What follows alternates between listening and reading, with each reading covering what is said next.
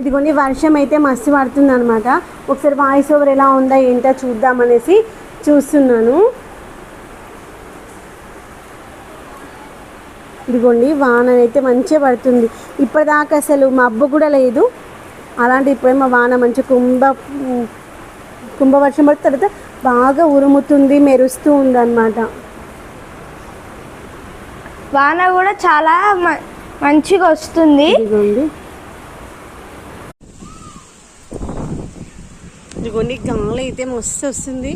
ఒక గాలి బాగా వస్తుంది. వీడియో తీయాలన్నా ఫోన్ భయం అనిపిస్తుంది. గాలికి ఫోన్ ఎక్కడ పడిపోతుందా అని అంతగానం గాలి అయితే వస్తుంది అసలు.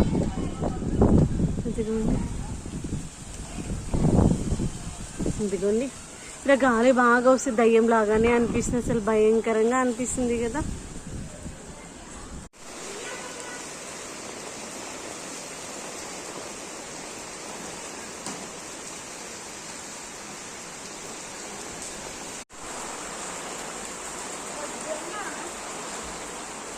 ఏది వద్దంటావమ్మ, ఏదైనా కావాలంటావు తీయమ్మ అని ఏదైనా చెప్పవి చూస్తా.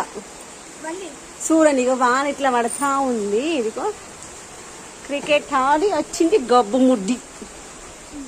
సర్లేని వదిలేసా, ఎందుకంటే పిల్లల ఇష్టాలను ఏకీభవించాలి కదా.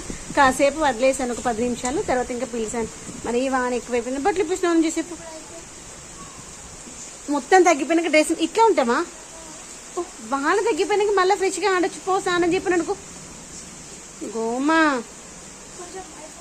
అక్కీ స్వెట్ ఫీవర్ వస్తున్నాను, ఆటలు ఆడద్దు.